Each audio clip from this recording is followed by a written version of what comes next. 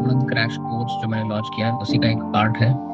इसमें इस कोर्स में हम लोग स्टॉक मार्केट के फंडामेंटल्स कवर करेंगे और टेक्निकल्स भी कवर करेंगे, दोनों मिलके एक सिस्टम स्विंग ट्रेडिंग का जो बनता है। जो लोग ट्रेडिंग में इंटरेस्टेड है they can continue with this course, but today's session is free और ये थोड़ा इंटरेक्टिव रखेंगे। मैं चाहूँगा कि कोई ना कोई आपके एक्सपीरियंसेस से आपके स्टॉक्स या आपका जो भी लर्निंग है या जो भी सवाल है उसके ऊपर हम लोग आगे बढ़े। I will stick to one topic called as PE ratio, जो बहुत इंपॉर्टेंट टॉपिक हो गया है स्पेशली इस दौर में जबकि मार्केट रेड में जा रहा है। पिछले ऑलमोस्ट 3-4 या 6 महीने से मार्केट रेड में है and people are worried.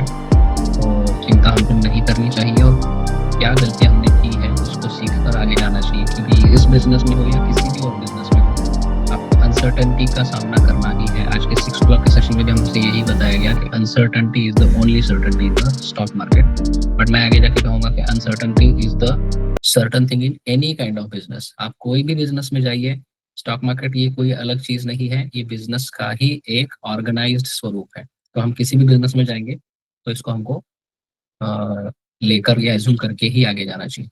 Okay. और इस अवसर पर मैं नीता जी को एक बार फिर से कॉल करूंगा if she is there on camera. Neeta ji, आपका जो यूट्यूब वीडियो हमने बनाया था उसको अभी 2 साल पूरे हो गए हैं and today is again women's day. हमने 2 साल पहले वो वुमेन्स डे के दिन रिकॉर्ड किया था। So all the women here happy women's day on that Thank you, नोट। sir. Thank you. Okay, yeah and all the men also I convey my best wishes to all the women in your life.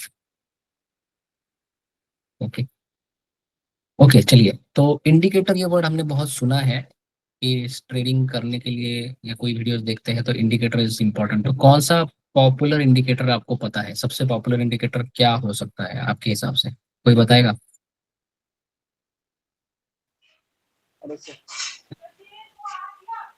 हाँ बोलिए Vikas ji. RSI, okay, इनको RSI पता है। और कोई और बताना चाहेगा? Okay, RSI is no doubt very popular indicator. RSI बहुत पॉपुलर इंडिकेटर है, बहुत पुराना इंडिकेटर है, काफी रिलायबल भी है। लेकिन सबसे ज्यादा देखी जाने वाली चीज जो है जिसको हम इंडिकेटर नहीं कहते लेकिन इंडिकेटर कह सकते हैं वो चीज है प्राइस। स्टॉक मार्केट में इंटरेस्टेड जो कोई भी है, अगर वो स्टॉक्स में इन्वेस्ट करना चाहता है तो सबसे पहली चीज वो क्या देखता है? प्राइस देखता है। ओके। और price is important but price is also a misleading indicator, क्योंकि प्राइस को देखकर हमको ये ट्रेडिंग नहीं करनी चाहिए। क्योंकि ये प्राइस किसी भी चीज का हाई है या लो है ये हम कैसे डिसाइड करते हैं? And let us not talk about stock for some time, let us talk about a product. किसी प्रोडक्ट के बारे में हम लोग बात करते हैं। कोई भी प्रोडक्ट आप ले लो, जैसे बिस्किट ले लो या वॉशिंग मशीन ले लो या टेलीविजन ले लो, कोई भी प्रोडक्ट ले लो, इस प्रोडक्ट की प्राइस हाई है या लो है ये हमको कैसे पता चलता है? क्या तरीका होता है कि किसी ने आपको एक शर्ट बताया और इसका प्राइस XYZ बता दिया, 500 रुपये बताया, 5,000 रुपये बताया, ये ज्यादा है कि कम है, ये हम कैसे तय करते हैं? थोड़ा सा बेसिक से जाएंगे तो थोड़ा समझने में आसानी होगी। So if even if my example seems थोड़ा सा बेसिक, फिर भी आई थिंक आई सजेस्ट थोड़ा होल्ड ऑन करिए तो ये क्लियर हो जाएगा कि स्टॉक प्राइस तक हम कैसे जाएंगे। किसी भी प्रोडक्ट का प्राइस हमको बताया गया तो उसको हम हाई या लो किस तरह से जज करते हैं? Please anyone. सर थोडंसं क्वालिटी पण चेक करतो आपण.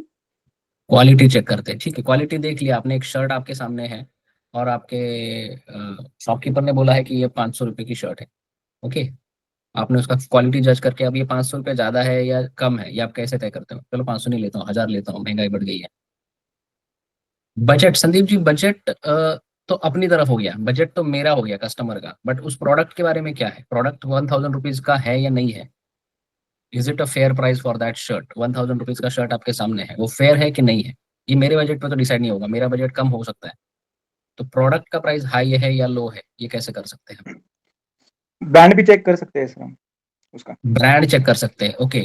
चलो ब्रांड चेक कर लिया, अब बताइए आपका कोई कौन सा ब्रांड है? पीटर इंग्लैंड का एक शर्ट आपके सामने है, 1000 रुपीज का है। इज इट राइट और is it wrong? Yes, is right. Right, but ये जज करते समय प्रोसेस क्या हुआ आपके दिमाग में? थोड़ा सा, इट्स वेरी बेसिक कि हम लोग हाँ राइट तो बोल दिए, बट थोड़ा डीप में जाके सोच के बताइए कि आपने प्रोसेस क्या किया दिमाग में, कि हम क्या करते हैं, why do we say right? Seller average, Vikas ji ने बोला सेलर एवरेज, ओके, थोड़ा सा नजदीक है। What we do, we compare with similar products. Simple सी चीज है, मैं शर्ट खरीदने जा रहा हूँ या मैं वॉशिंग मशीन खरीदने जा रहा हूँ, तो दोनों में अंतर होता है। वॉशिंग मशीन का प्राइस मुझको 20,000 बता दिया, 30,000 बता दिया, तो I will compare with generally washing machine का प्राइस क्या होता है, या दूसरे ब्रांड के वॉशिंग मशीन का प्राइस क्या होता है, या इसी इंडस्ट्री में, ओके, मैं जाके कंपेयर करता हूँ। Which is not true with shirt. Shirt की कंपैरिजन में वॉशिंग मशीन से नहीं करूंगा, राइट? तो शर्ट की कंपैरिजन में शर्ट से ही करूंगा।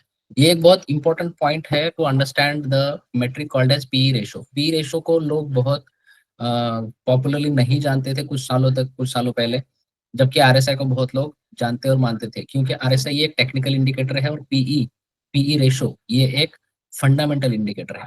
ओके, अब ये बेसिक एग्जांपल में बाद में जाते हैं। Let me go to something like Reliance. Okay, सबसे प्राइस और मार्केट कैप, इसमें का अंतर मुझको आपको समझाना है, because why price is misleading, ये पॉइंट मैं आपको समझाता हूँ। प्राइस इस स्टॉक की 1250 है, ओके, और कोई कंपनी है जिसकी स्टॉक की प्राइस 50 है, तो इज इट करेक्ट दैट 1250 रुपये जिस स्टॉक की प्राइस है वो दूसरी कंपनी से बड़ी है जिसकी स्टॉक की प्राइस 50 है? क्या ये बात सही है? Okay, and I'll take you to some website which you can use for all these kind of references. 50 रुपए वाला स्टॉक और 1250 रुपए वाला स्टॉक, इसमें से बड़ी कंपनी कौन सी है?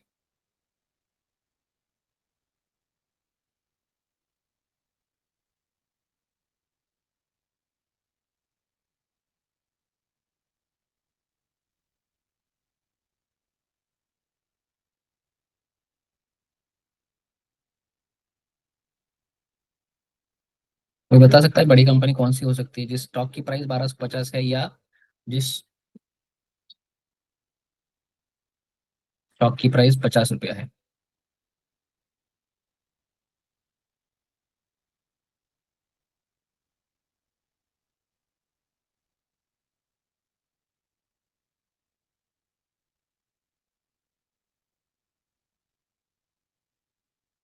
क्लियर? ओके। आपके सामने मैंने बैंक्स का डेटा फिल्टर किया है। ये वेबसाइट है screener.in। इस वेबसाइट पर आप जाएंगे तो आपको फंडामेंटल एनालिसिस या फंडामेंटल इंफॉर्मेशन किसी भी कंपनी की चाहिए तो आप इसमें से ले सकते हो। ओके, मैंने इसमें एक स्क्रीनर रन किया है जिसमें मैं देख रहा हूँ कि मार्केट प्राइस 200 से 100 से नीचे वाले कौन कौन से कंपनीज है। ओके, तो उसमें काफी सारे बैंक्स आए हैं मेरे सामने। I think IDBI, Yes Bank, IOB, Punjab National Bank, ये 4 बैंक्स आए हैं। अब ये 91 रुपीज स्टॉक प्राइस है, ओके, और ये I see different example. Indian Overseas Bank 44 rupees price है, okay, and Canara Bank 85 rupees price है। लेकिन मैं ये भी बोल रहा हूँ कि IOB is a bigger bank compare to Canara Bank. ये मैं किसके बेसिस पे कह रहा हूँ, कौन बता सकता है? IOB is a bigger bank compare to Canara bank. PE, okay, not PE. PE को समझने से पहले हम लोग एक फैक्टर समझ लेते हैं जिसको कहा जाता है market capitalization. Okay, market capitalization इस कंपनी का, आईओबी का है 84,437, जबकि कैनरा का है 77,000। ओके, अब ये 77,000 और 84,000 है, इसलिए आज मैं कह रहा हूं कि IOB is a bigger bank compare to Canara bank. लेकिन इसका मतलब ये नहीं है कि आईओबी का सेल्स ज्यादा होता है या आईओबी का प्रॉफिट ज्यादा होता है। ये सिर्फ मार्केट कैपिटलाइजेशन है। और मार्केट कैपिटलाइजेशन क्या होता है?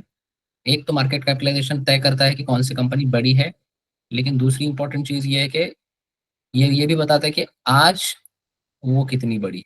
Okay, now why I am saying आज, क्योंकि ये जो मार्केट कैपिटलाइजेशन रिलायंस इंडस्ट्रीज का दिख रहा है हमको 16,91,276 करोड़, ये आज का मार्केट कैपिटलाइजेशन है। बिकॉज मार्केट कैपिटलाइजेशन का मतलब होता है आज की प्राइस मल्टीप्लाइड बाय कितने शेयर्स है उस कंपनी के टोटल कुल मिला के। जब हम शेयर्स बोलते हैं तो क्या मतलब होता है इसका?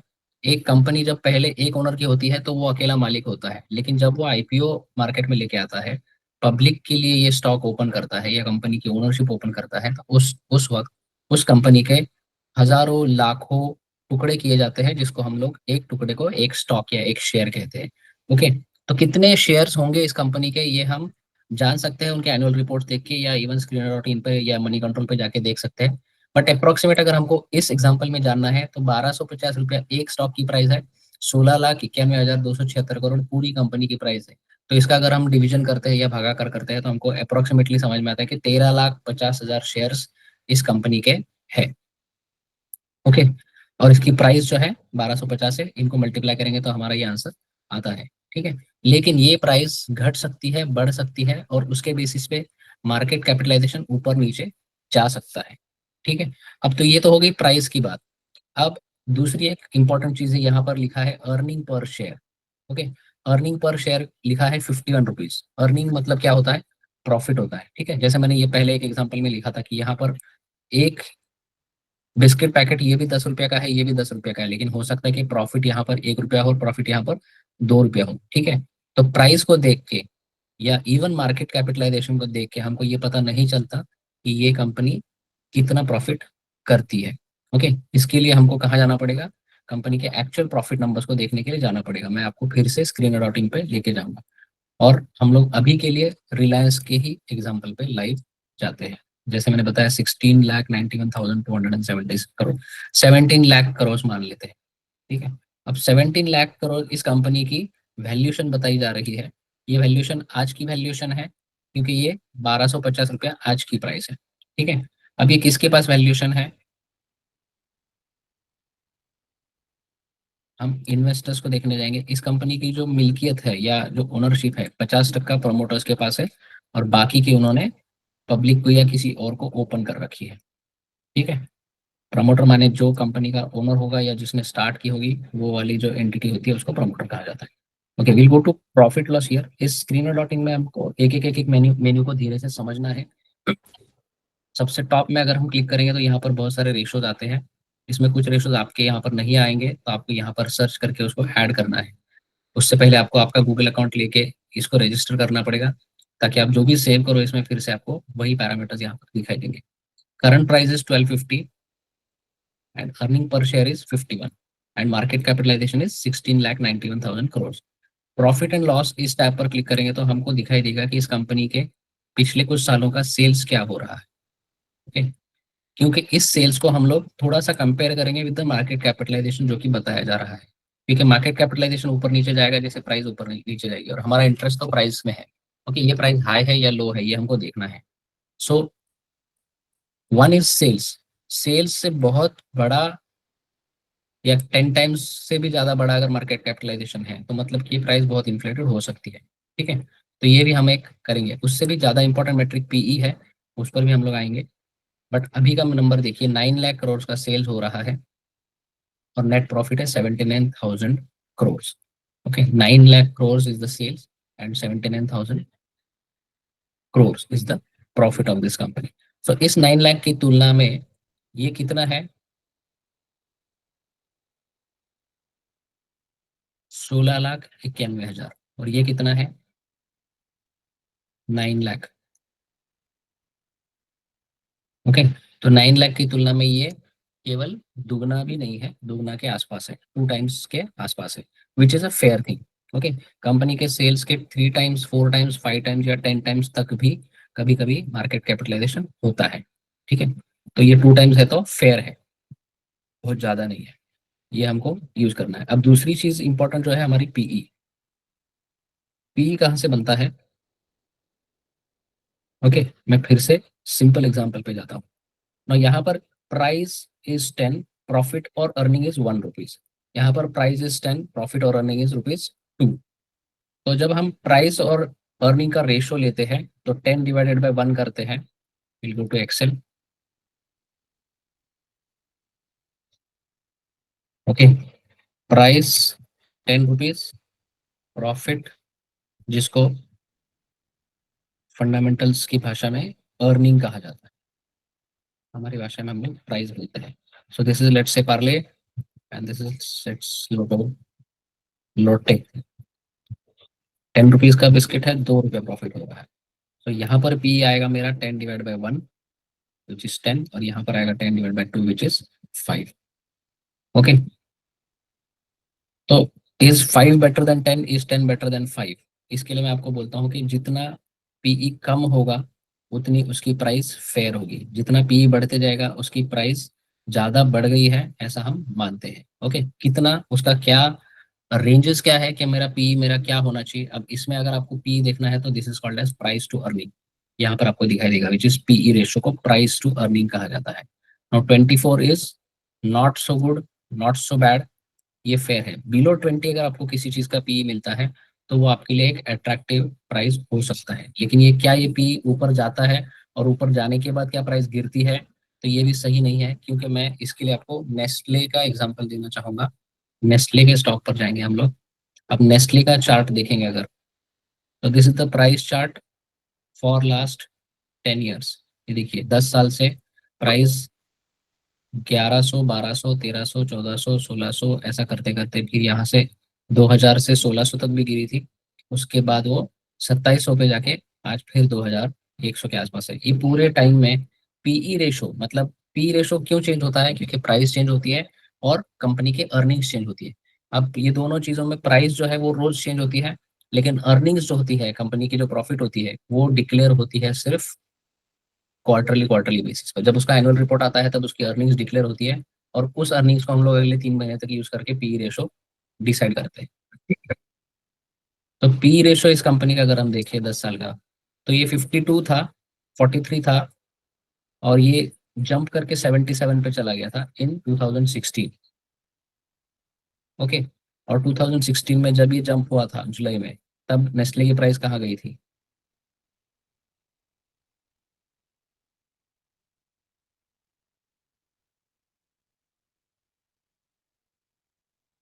641 पे चली गई थी।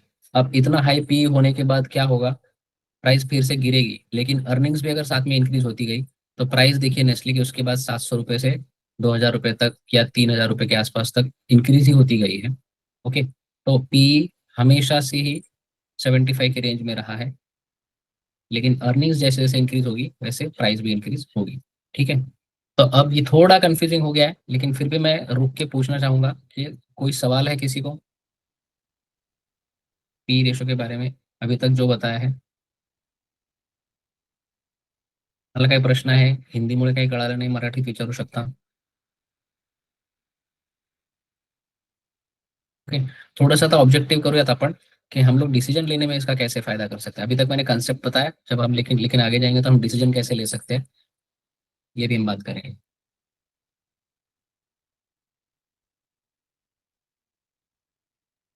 एनीबडी?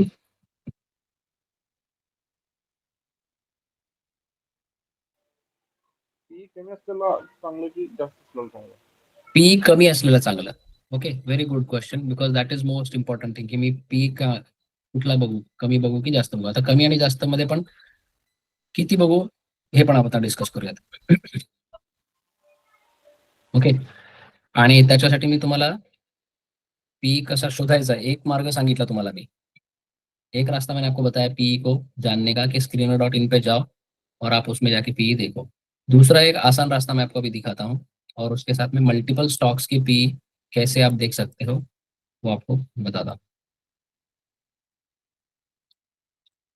ओके, आपके पास अगर लैपटॉप है तो आप उसमें आपके जीमेल अकाउंट में जाके, okay I open a Google account Gmail here. Email जब आप ओपन करेंगे आपका, तो आपके इस अकाउंट में आपके लिए बहुत सारी सर्विसेज फ्री में आती है गूगल की, जिसमें से एक है Google Sheets. If you click this 9 dots here, यहाँ पे आपका आपका drive, maps, Google Meet, chat, ये सब दिखेगा. इसके साथ आपको दिखेगा sheets. Okay, go to Google Sheets. अगर आप एक्सेल यूज करते हैं तो इसी तरह से ये आपका ऑनलाइन एक्सेल शीट, इसको आप समझ सकते हो. और ये गूगल शीट्स आप ओपन करिए. ओके, आपके पास जो भी स्टॉक है उसका नाम आप यहाँ पर लिखेंगे. Okay, price, PE. मेरे पास एक स्टॉक है जिसका मैं प्राइस और पी जानना चाहता हूँ. Okay, I will first take example of Reliance, और इसकी आज की प्राइस जानने के लिए मुझको लिखना है is equal to Google Finance में GOOG टाइप करूंगा तो गूगल फाइनेंस आ जाएगा. I click on that, bracket में I will select the stock price, या मैं टाइप भी कर सकता हूँ फिलहाल रिलायंस, कॉमा, फिर लिखता हूँ प्राइस, एंटर.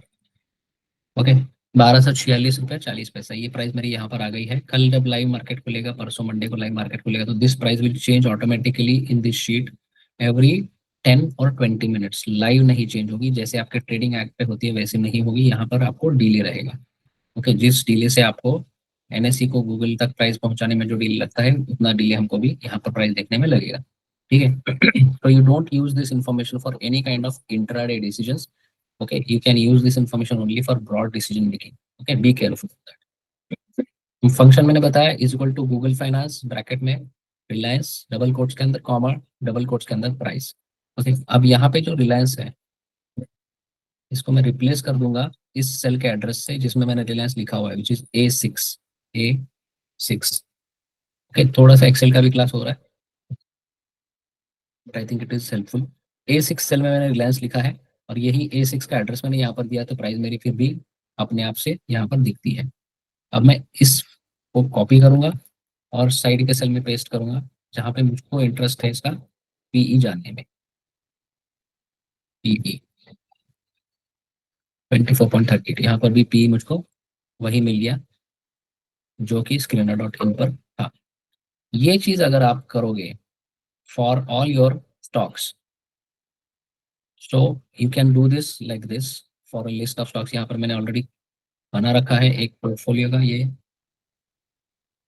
किसी का पोर्टफोलियो है जो इनलिस्ट किया है। अब यहाँ पर आप देखिए ये पी सारे स्टॉक्स के Bajaj HFL, Bandhan bank, Cochin ship, Gujarat gas, Indus tower, junior 20, ये ईटीएफ है तो इसको इग्नोर करेंगे फिलहाल। NHPC, NMDC, Patel engineering, Rushil, ये सारे स्टॉक्स के नाम है। We can change the stock here, Tata motors भी कर सकते हैं। ओके, तो इसका पी यहाँ पर लिखकर आ जाएगा। अब इसमें जो भी पी 50 से ऊपर है उसको आप पहले तो रिस्की स्टॉक समझिए। अगर आपने ले रखा है तो प्लान करिए कि उसमें से हम निकल सकते हैं क्या। Okay, so that is one benchmark I will tell you कि 50 से ऊपर है तो आप उसको थोड़ा सा कॉशियसली देखिए कि ये मैंने ले तो लिया है बट इसमें से मुझको बाहर निकलना, अगर पॉसिबल हो तो मैं इसमें से बाहर निकल जाऊंगा। पी अगर 100 के ऊपर है तो it is a very big mistake, ऐसा मानिए। दूसरी, अगर आपको कोई फ्रेंड स्टॉक बताता है आपका कि यार ये बहुत ऊपर जा रहा है स्टॉक, मैं आपको रिसेंट एग्जांपल दूंगा, वेरी पॉपुलर स्टॉक जो रिसेंटली लोगों ने लिया था, फैक्ट नाम का एक स्टॉक था, फर्टिलाइजर एंड केमिकल, फैक्ट है, फर्टिलाइजर्स एंड केमिकल्स त्रावणकोर। ठीक है, इस स्टॉक का प्राइस मैं आपको दिखाता हूँ, जस्ट टू ट्रेडिंग ऐप के ऊपर जाके दिखाता हूँ। Fact,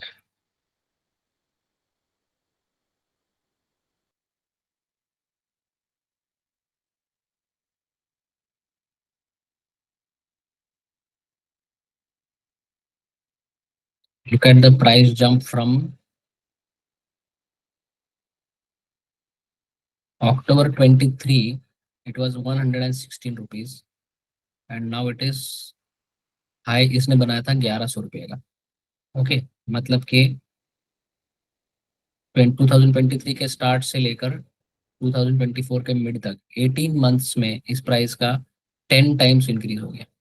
okay, this stock increase 10 times with in 18 months. Okay, अब इसको हमको इमीडिएटली यहाँ पर लेके अगर ऊपर जाने की इच्छा हो रही है तो हम लोग थोड़ा सा इसको screener.in में जाकर इसका पी देखेंगे। Fact, look at the PE, 510 रुपये इसका पीई है। ट्रेंड अगर हम देखेंगे तो ये 23 था जब ये रैली शुरू हुई, तो 23 से जब ये 90 पर गया तो हमको डर लगना चाहिए, हमको इसको नहीं लेना चाहिए, लेकिन ये उसको भी तोड़ते तोड़ते चला गया 570 तक। अभी बहुत ही महंगा हो गया है, तो अब धीरे धीरे ये गिरना चालू होगा, जो गिर रहा है यहाँ से। हो सकता है और ऊपर चला जाए, तो उसको हम लोग इन्फ्लेशन भी, इन्फ्लेटेड, आर्टिफिशियल इन्फ्लेटेड है ऐसा भी कह सकते हैं। इसको ऊपर ले जाने का कोई कारण होगा, कोई ले जा रहा होगा, कोई स्पेसिफिक इन्वेस्टर इसको पकड़ के अगर एक्यूमुलेट कर रहा है तो भी ये ऊपर जा सकता है। तो इसको हमको अपॉर्चुनिटी के तौर पर नहीं देखना चाहिए बल्कि रिस्क के तौर पर देखना चाहिए। ठीक है, so look at an extreme example of PE which is 510। तो अगर कोई आपका फ्रेंड आपको बोलता है कि ये स्टॉक देखो बहुत भाग रहा है, बहुत भाग रहा है, चलो इसको ले लेते हैं, और आपको अगर दिखाई दिया उसका पी 200 है, तो उस मोह को आपको टालना चाहिए। Okay, even if it goes above that आपको बुरा नहीं लगना चाहिए, क्योंकि वो कब गिर सकता है इसको कोई नहीं जानता, कोई जान नहीं सकता, because somebody if somebody is pumping that stock you won't know. Okay, इसके इन्वेस्टर्स की तरफ जाते हैं। अब देखिए एक इंपॉर्टेंट और चीज यहाँ पे बताता हूँ। If you go to investors tab here, इस स्टॉक में 90% स्टॉक का होल्डिंग प्रमोटर के पास है। Okay, which is central government first and then it is the president of India. ठीक है, ये जो होल्डिंग है कंपनी की, वो प्रेसिडेंट ऑफ इंडिया की है, गवर्नमेंट की, मतलब ये गवर्नमेंट की कंपनी है। बाकी 10% जो पार्ट है वो डोमेस्टिक इन्वेस्टर्स के पास है या पब्लिक के पास है। तो जब स्टॉक का सप्लाई ही नहीं होगा तो उसकी प्राइस या डिमांड बढ़ती बढ़ती बढ़ती जाएगी। इसका मतलब ये नहीं है कि ये इसकी सही प्राइस है। ठीक है, अगर इसमें से 5% भी स्टेक गवर्नमेंट ने बेचने का डिसाइड कर लिया, ओके, तो गवर्नमेंट को काफी सारा फायदा होगा of the current price. But उसकी वजह से ही मार्केट में क्या होगा कि जितने भी स्टॉक्स अवेलेबल है मार्केट में ट्रेडिंग के लिए, उसके 1.5 गुना मार्केट में सप्लाई बढ़ जाएगी। बिकॉज अभी कितना है, 10% है। अगर इसमें से 5% बेचने का डिसीजन हो गया, इसको फॉलो ऑन पब्लिक ऑफर कहते हैं। आईपीओ के बाद अगर प्रमोटर थोड़ा और पार्ट बेचना चाहे तो उसको एफपीओ कहा जाता है, फॉलो ऑन पब्लिक ऑफर। अगर ये 5% भी डाइल्यूट करने का गवर्नमेंट ने डिसाइड कर लिया, तो मार्केट में जितने भी स्टॉक्स अवेलेबल है ट्रेडिंग के लिए, उसका 1.5 गुना सप्लाई बढ़ जाएगा। ओके, 50% तक, मतलब 10 का 15% होना मतलब 1.5 गुना सप्लाई बढ़ जाएगा। उससे क्या होने वाला है, प्राइस गिर सकती है और काफी गिर सकती है। तो इस स्टॉक का प्राइस ऊपर जा रहा है, इसके लिए ये मतलब नहीं है कि ये और ऊपर जाते ही जाएगा, अचानक से कुछ भी हो सकता है। So we'll use P as our indicator. And P का मैंने थंब रूल आपको बताया कि 20 से नीचे है तो फेयर है, 10 से नीचे है तो अपॉर्चुनिटी हो सकती है। ठीक है, तो screener.in में हम लोग अभी जाके देखते हैं कि चलो लो पी वाले कंपनीज कौन से हैं। ओके, screener.in में जाकर हम screener.in कैसे यूज करना है इसका एक डिटेल्ड अलग सेशन है। बट अभी के लिए मैंने स्क्रीन यहाँ पर डाला है जो मुझको बताता है कि अच्छे मार्केट कैपिटलाइजेशन वाले लेकिन कम पीई वाले, price to earning, market capitalization more than 1 lakh and price to earning less than 20. Okay, less P वाले इतने सारे कंपनीज आ गए हैं। ओके, लेकिन ये कंपनीज को इंडस्ट्री के हिसाब से हमको डिवाइड करना है। मैं फिर से रिमाइंड कराना चाहूंगा, हमने वॉशिंग मशीन और शर्ट्स को कंपेयर नहीं किया, बिकॉज वॉशिंग मशीन का रेंज अलग है, शर्ट्स का प्रोडक्ट रेंज अलग है। इसी तरह जब पी की बात आती है तो price is a common thing, लेकिन अर्निंग्स जो है, अर्निंग्स होता है परसेंटेज अर्निंग या परसेंटेज प्रॉफिट, किस इंडस्ट्री में कितना होता है ये फर्क पड़ता है। जैसे बैंकिंग का प्रॉफिटेबिलिटी या जिंक मेटल का प्रॉफिटेबिलिटी या पावर ग्रिड का प्रॉफिटेबिलिटी, ये तीनों अलग अलग हो सकता है। इसके लिए हम पी देखते समय और एक चीज करेंगे, we'll go to Kotak bank and Kotak bank में हम लोग पीयर्स पे क्लिक करेंगे तो क्या होगा, सारे बैंक्स आएंगे एक लाइन में। और अब पी जो कंपेयर करूंगा मैं वो पूरा बैंक्स के अंदर ही करूंगा। I can not compare banks with Tata Motors. Okay, अब सारे बैंक्स उसके साथ में है और सारे बैंक्स का पी में अगर देखूं तो 18, 17, 19, 11, 10, 10, तो सारे ही पी जो है 10 to 24 की रेंज में है, मतलब फेयर है। ठीक है, इसमें से सबसे कम किसका पी है, मैं अगर वो देखूं और उसके बाकी सारे पैरामीटर्स मुझको अच्छे लगे तो ये हो सकती है अपॉर्चुनिटी। बिकॉज बैंक्स का ओवरऑल जो मीडियम पी है वो तो 10 के आसपास ही है, लेकिन अगर 10 के नीचे कोई चला जाए तो वो बैंक में अपॉर्चुनिटी के तौर पे देख सकता हूँ। So P less than 20 is fair, less than 10 can be an opportunity, above 50 is risky, above 100 is very risky.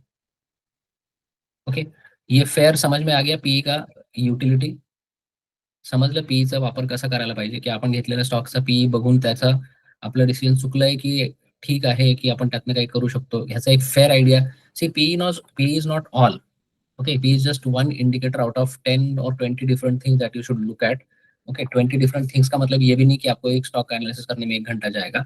जब आपको आदत हो जाएगी तो आप ये 10-15 चीजें फटाफट देख के डिसीजन आप ले सकते हो, which will be useful for swing trading in stocks. Okay, ये सब हम लोग देख रहे हैं, this is only for swing trading. अगर आप लॉन्ग टर्म इन्वेस्टमेंट करते हैं तो आपको म्यूचुअल फंड्स या ईटीएफ्स में स्टिक करके आप लॉन्ग टर्म वेल्थ बना सकते हो। बट पीई ये रेशो आप तभी यूज करेंगे जब आप खुद से ट्रेडिंग के लिए इंटरेस्टेड हो या ट्रेडिंग करना चाहते हो स्टॉक्स में।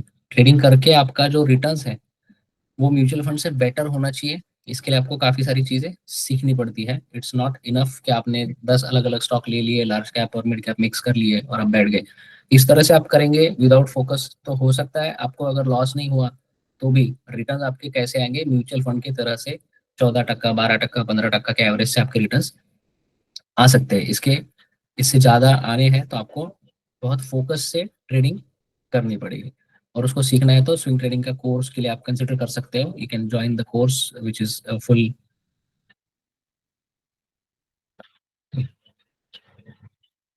Okay, so this is one of my portfolios.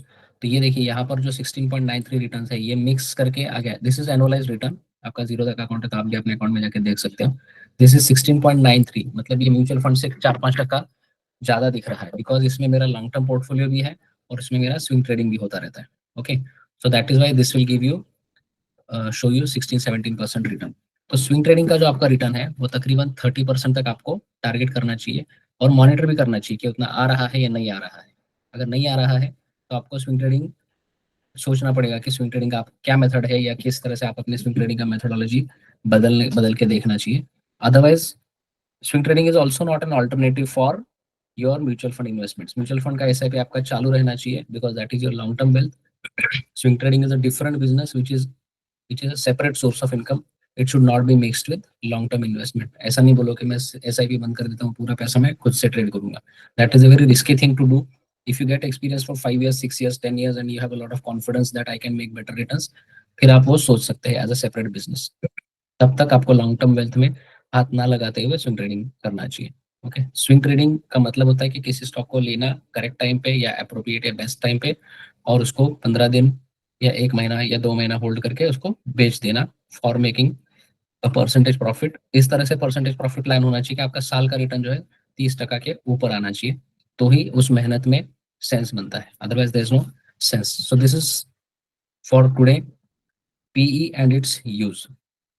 आपको इस पे अभी भी कोई सवाल है तो अभी पूछ सकते हैं आप पी के बारे में या स्विंग ट्रेडिंग के ओवरऑल कोर्स के बारे में भी। There are some of the members who are interested in joining the swing trading course, वो लोग मुझको बाद में मैसेज कर सकते हैं।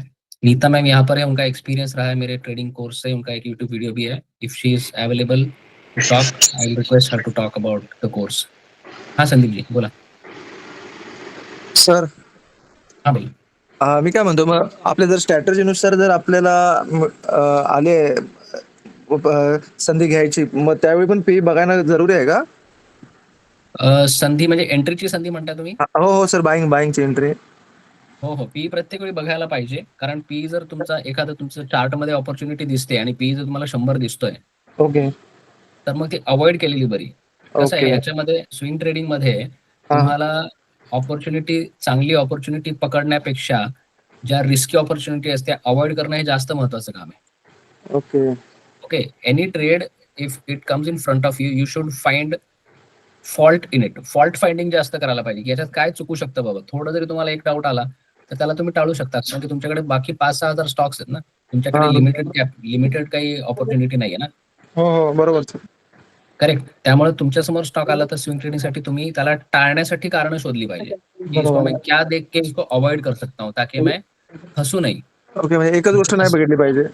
हाँ, आपको बहुत सारी चीजें देखनी है। ओके, पी एक पॉइंट है उसमें से, जैसे मैंने अभी बताया कि प्रॉफिट एंड लॉस में आपको सेल्स का जो ट्रेंड है वो देख सकते हैं। आप इन्वेस्टर्स में जाके देख सकते हो कि यार प्रमोटर्स में 90% पकड़ के रखा है, मतलब यहाँ पे ओपन मार्केट में कितना है, 8% तो पकड़ के रखा है डोमेस्टिक इन्वेस्टर्स ने। इसमें से हो सकता है LIC हो सकता है, NBFC सॉरी LIC नहीं है। ओके, नेशनल इन्वेस्टमेंट, ये भी देखो गवर्नमेंट टाइप की कंपनीज ही, मतलब 98% तो गवर्नमेंट के पास है। ठीक है, तो बचा पब्लिक के पास 1% तो उसका भाव तो बढ़ते ही जाएगा ना। ओके, तो ये सारी चीजें, there are many things that you should look at and try to avoid that stock if there is. आपको जरा सी भी अगर डाउट हो जाए तो आप उसको अवॉइड कर सकते हैं। मैंने जो फ्राइडे स्ट्रैटेजी सिखाई थी एक बार, उसमें भी अगर आपने अटेंड किया होगा, उसमें भी मैंने पी का फैक्टर भी ऐड कर दिया है। If it is a momentum stock but it's P is high, I would avoid it. उसमें एक फिल्टर और लगा दिया है अभी फ्राइडे स्ट्रैटेजी में।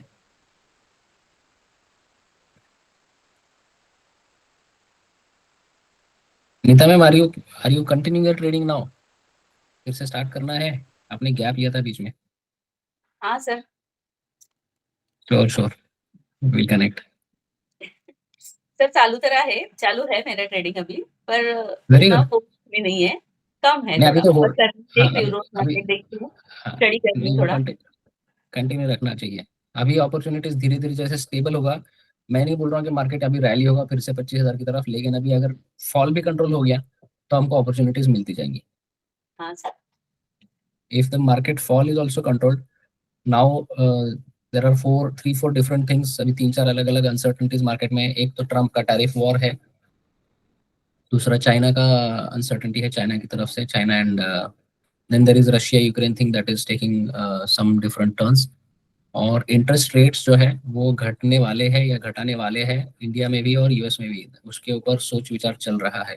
तो ये चारों चीज में जब तक अनसर्टेनिटी रहेगी, बीच बीच में और भी चीजें आती रहेंगी, जैसे अनएम्प्लॉयमेंट डेटा आता रहेगा किसी कंट्री का, यूरोप का। But these are three four major things that are keeping the market a little volatile. तो काफी वॉलेटाइल है अभी। यहाँ पर स्टेबल होने के लिए अगर 1-2 महीना जाता भी है, तब तक आपको अगर स्विंग ट्रेडिंग सीख कर रखना है, बिकॉज ऐसे मार्केट में भी अपॉर्चुनिटीज मिलती है, लेकिन हमको पूरा कैपिटल डिप्लॉय नहीं करना है ऐसे टाइम पे स्विंग ट्रेडिंग सर में। हाँ बोला। मला विचारायचं होतं, आता जो रेपो रेट वरती वगैरे जरा भर दिला चाललाय, तो चेंज होणार आहे वगैरे, तर त्याच्यामुळे सुद्धा मार्केट वर होऊ शकतं का? हो, मार्केट वर खाली होऊ शकतं म्हणण्यापेक्षा मार्केट वर खाली व्हावं याच्यासाठी रेपो रेट वरती विचार केला जातो।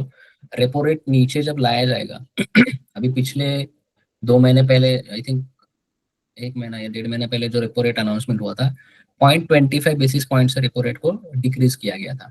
एट द सेम टाइम हमारा टैक्सेशन का जो है, इनकम टैक्स, सैलरी क्लास का इनकम टैक्स डिक्लेयर हुआ था कि 12 लाख तक आपको टैक्स नहीं लगेगा। ये दोनों चीजें साथ में डिक्लेयर करने के पीछे रीजन ये था कि लोन्स इंडस्ट्री या कार इंडस्ट्री, इसमें लोग अपना पैसा थोड़ा सा स्पेंड करना चालू करें, बिकॉज जब रेपो रेट कम होता है तो बैंक्स के जो लोन के इंटरेस्ट रेट है वो उसी प्रोपोर्शन से कम होते हैं। जैसे आपका होम लोन का रेट एडजस्ट होना चाहिए 5% से, after the repo rate was decrease. आपका होम लोन का रेट अगर सस्ता हो जाएगा तो लोगों की घर खरीदने की जो प्लानिंग है, जो उन्होंने रोक रखी थी, वो चालू हो सकती है। That is one thing. Second thing जो है, सैलरी में 12 लाख तक आपको इनकम टैक्स नहीं लगेगा, ये जब डिक्लेयर किया गया तो उसका इंटेंशन ये था कि लोग अभी लोन भी लेके कार खरीदे, क्योंकि लोन का भी इंटरेस्ट रेट कम हो रहा है और सैलरी में से भी मेरा टैक्स बच रहा है। तो ये दोनों चीजें जब होंगी तो इंटेंशन गवर्नमेंट का ये था कि लोगों ने घरों में या कार में स्पेंड करना बढ़ाना चाहिए। जब वो बढ़ाएंगे, कंजम्पशन बढ़ाएंगे, तो मार्केट ऊपर जाएगा।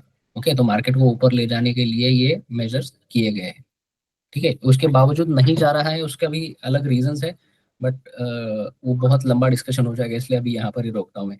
और कोई डाउट है इस पॉइंट पे? सी, मार्केट को लॉन्ग टर्म में ऊपर ही जाना है। ऊपर ले जाने के लिए जो पार्टीज हैं, interested parties, these are government, these are businessman, big investors, इन सबको मार्केट को ऊपर ही ले जाना है। उसके लिए ये सारे मेजर्स उनको करना ही पड़ेगा।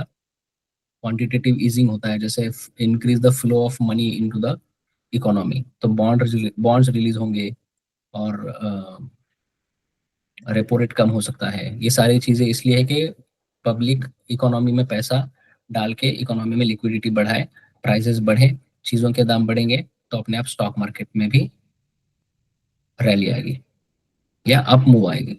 रैली नहीं कह सकते immediately, but at least stock market ऊपर जाएगा जैसे कंजम्पशन बढ़ेगा। ओके, दो चीजों से बढ़ता है, एक तो कंजम्पशन से बढ़ता है, दूसरा इनोवेशन से भी बढ़ सकता है। India is not so much forward in innovation. हम आईटी में काफी अच्छे हैं, but we are all in supporting role for other countries, specially US. नया इनोवेशन में हम बहुत आगे नहीं है, जहाँ की चाइना और यूएस काफी आगे है। हमारा बहुत सारा स्ट्रेंथ आता है लोकल कंजम्पशन से। हमारे लोकल कंजम्पशन जो होती है गाड़ियों की या चीजों की हम खरीदारी करते हैं, उससे स्टॉक मार्केट ऊपर जाने के लिए एक रास्ता खुलता है, जो कि इंडिया का स्ट्रेंथ है फिलहाल। और कोई सवाल किसी का? ओके, ठीक है। If there are no questions, मैं ये सेशन यहाँ पे